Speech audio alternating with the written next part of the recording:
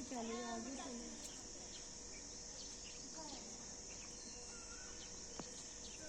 India और पाकिस्तान का आखिरी स्टेशन। अच्छा ये स्टेशन था।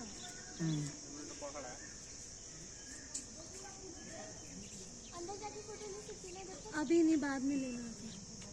चल रहे हैं ना अंदर।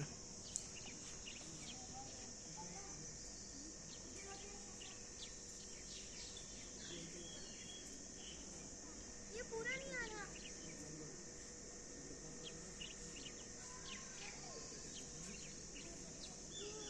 इसे वीडियो एंड हो गई।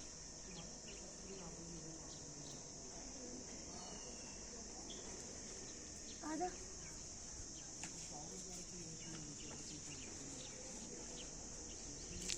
आजा जल्दी जल्दी पैर दो।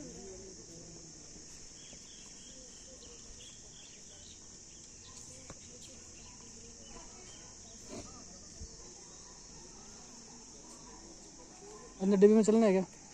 आजा। बाहर से चल जाना, मस्जिद के पास से चल जाना। कहाँ से? ऊपर से नीचे से रास्ता है।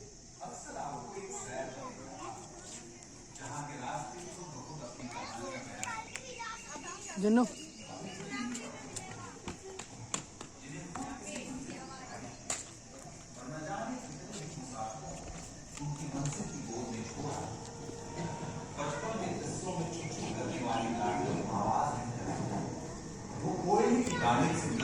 गुस्से में लाल लाल होकर दौड़ने वाली गाड़ी अब बिजली के झटकों के चटखारे लिए चलती रहती है।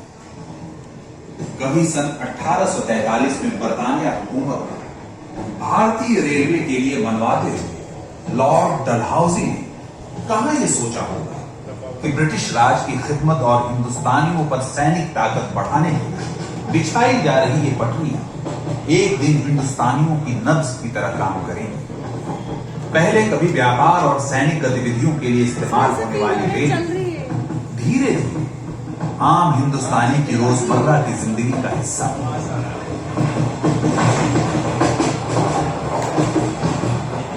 आज के हमारे इस सफर की एक धुंधली तस्वीर आगे चलते हैं। कुछ बातें जो जहन में ताजा होती हैं, उनमें से एक है 1911 में शुरू हुई पंजाब मुंबई से पेशावर के बीच पड़ने वाले 37 छोटे बड़े स्टेशन और साथ रेल के कुछ पुराने खट्टे मीठे इतिहास।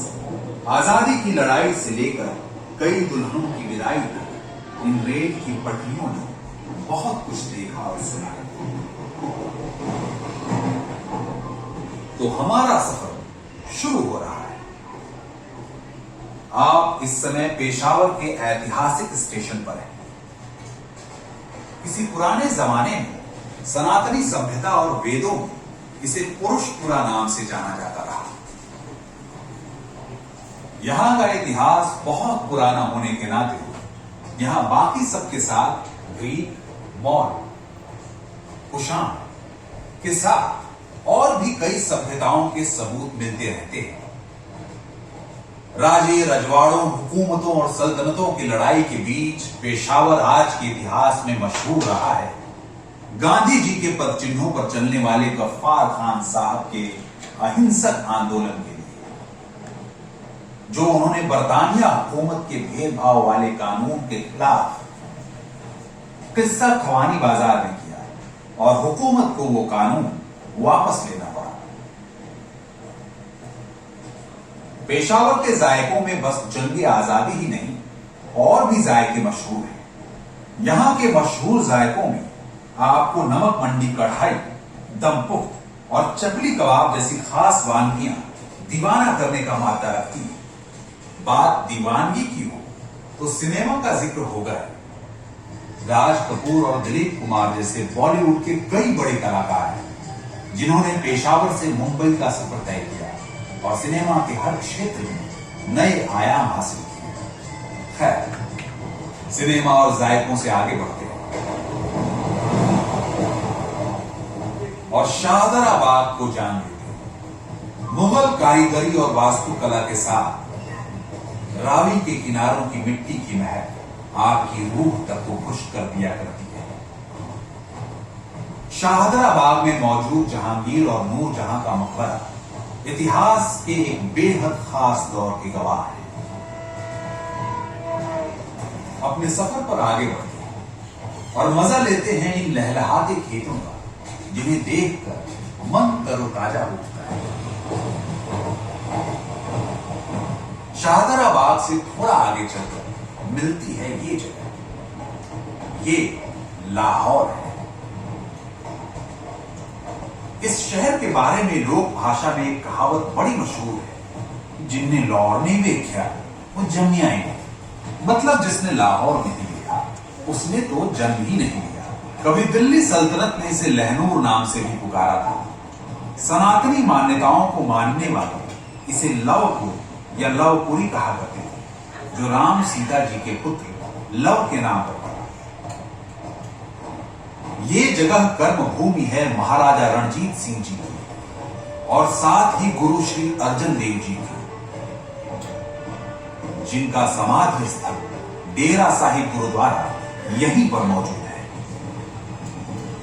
लाहौर मशहूर हुआ लाला लाजपत राय के साइमन कमीशन के खिलाफ बगावत और उस लाठीचार्ज की घटना से, जिसमें वे शहीद हुए,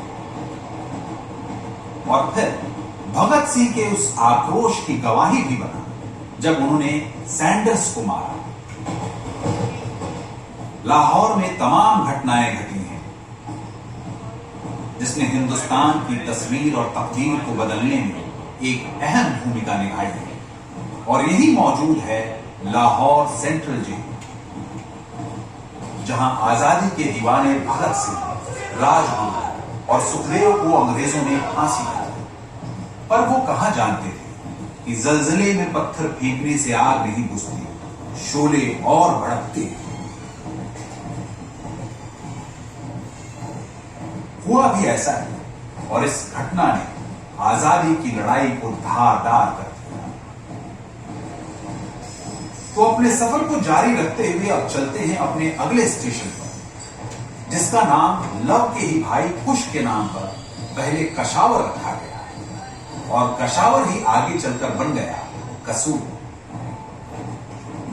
वो आपके लजीज खानों में आने वाली एक बेहतरीन खुशबू, जिस मसाले को हम कसूरी मेथी के नाम से जानते हैं, वो यहीं से चली है। खैर, बात सिर्फ मसालों की ही नहीं, थोड़ी खुदाया भी। कसूर शहर मशहूर पीर बुल्ले शाह और बाबा फरीद चिश्ती का शहर है। कई पीरों की मजारों से रोशन इस शहर को पीरों का शहर भी कहा जाता है। इन गलियों में बुल्ले शाह के शेर के अशआर भारतीय संगीत की धुन में सराबोर होकर सुनने को जब भी मिलता है तो मानो रूह तक को सुकून मिल जाया करता है। कसूर में श्री मालजी साहब गुरुद्वारा भी है। गुरु नानक जी और भाई मर्दाना यहां आए थे, और जिस पेड़ के नीचे वे बैठे थे उसे मार कहा गया, जिसके बाद यहीं बने गुरुद्वारे का नाम रखा गया श्री मालजी साहब। सिख मान्यताओं के अनुसार गुरुद्वारे में अभी भी वो पेड़ है जहां गुरु नानक जी बैठे थे।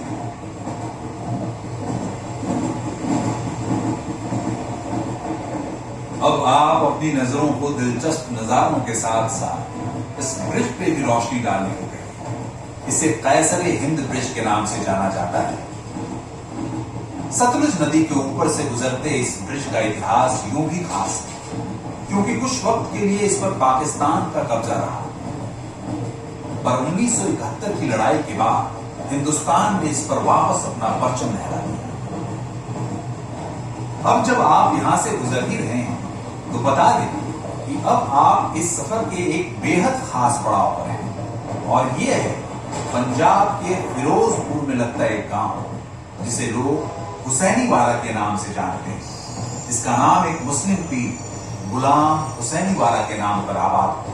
यहाँ की आबो हवा में भगत सिंह, राजगुरु और सुखदेव को याद करता हुआ शहीदी स्मारक है, पर आज यहाँ बनी समाधि अपने मुल्क की आजाद हवा में सांस लेते हुए मुस्कुराती है, और ये वही जमीन है जहां से क्रांतिकारी बटुकेश्वर दत्त की आखिरी विदाई हुई। इस जमीन 65 और 71 के दर्द को भी बखूबी छेड़ा है। इसके बिल्कुल बराबर से लगता हुआ बॉर्डर के उस तरफ एक गांव है जिसका नाम एक सिख फौजी सरदार बहादुर रिसलदार मेजर गांधा सिंह दत्त के नाम से बतौर गांधा सिंह वाला रोशन है। बात जब सन 65 की हो ही रही है तो उससे कुछ साल पहले की भी हो जानी चाहिए। दरअसल बात है सन 1961 की। बंटवारे के वक्त इस हुसैनी वाला को पाकिस्तान में शामिल किया गया था, पर 1961 में प्रधानमंत्री श्री जवाहरलाल नेहरू ने पाकिस्तान को 12 गांव देकर हुसैनी वाला को हिंदुस्तान में मिला दिया था। अब जब आप इस ऐतिहासिक जगह पर पहुंच गए हैं तो आपको बता दें, इस स्टेशन को साल में 2 बार खोला जाता है, 23 मार्च यानी शहीदी दिवस के दिन और 13 अप्रैल यानी बैसाखी के दिन। इस दौरान भारत पाकिस्तान अंतर्राष्ट्रीय हुसैनी वाला बॉर्डर पर विशाल मेला आयोजित किया जाता है। कई लोग शहीदी स्मारक के अंदर बने तालाब में नहाते हैं और शहीद आजम भगत सिंह, राजगुरु व सुखदेव जी की समाधि पर माथा टेकते हैं। यहां पर आने के बाद उन महान आत्माओं का, यहां की मिट्टी और आबो हवा का शुक्रिया अदा जरूर कीजिएगा।